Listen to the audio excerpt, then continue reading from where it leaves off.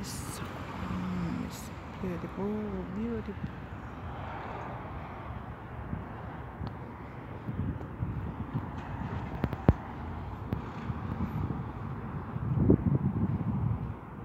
Hi guys, ito kami. Hello, napakaganda. Para siyang knife.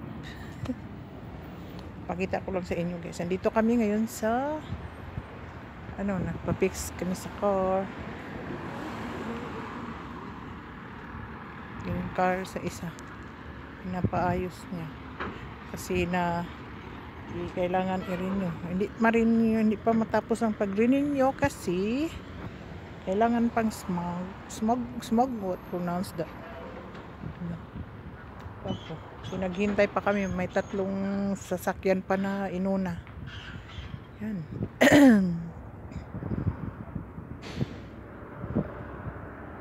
Mainit ngayon pero hindi naman masyado, pero okay yung yung weather ngayon. Okay, hindi siya sobrang mainit, para lang siyang nandoon sa Pinas. Ito lang ako guys.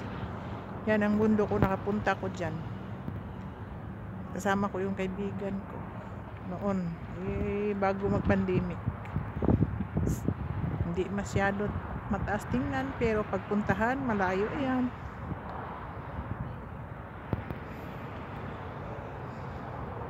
Ang ganda ako nito, para siyang seaweeds. Para siyang ba yung tawag yung isa, yung guso, parang guso. Seaweeds, kind of seaweeds. Alala nyo guys, mayroon akong picture noon nito. Nakaupo ako, nakadala ng umbrella. Ayun, ito na naman. Punta ko, mainit. Uy, tiningnan na ang car sa aking asawa. Dinala na sa loob. Kasi hindi na nakapark dyan. Hindi na nakapark. Andoon na sa loob. Yan, tiningnan na. Tiningnan na niya lang ko.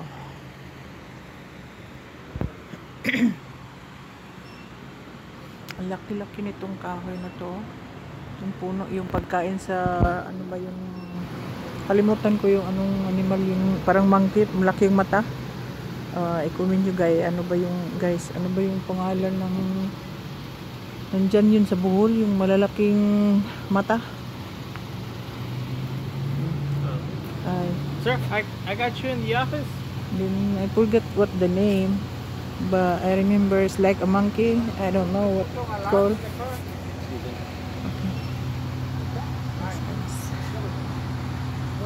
Ano ba yung tawag yun? Basta yun ang dahon na yan, yun ang pagkain nila, nagustuhan nila.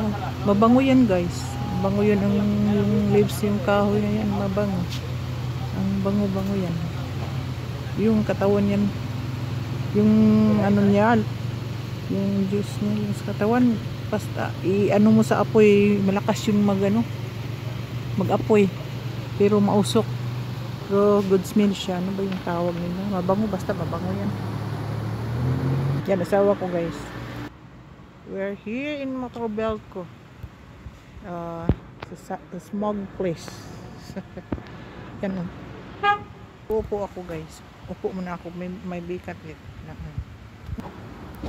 Yan, kahoy na yan. Maganda din. Uy, hindi ko man mapalaki. Bakit naman? Bakit hindi na lumaki? Isusum kong sana, hindi na siya. Ano ba yun?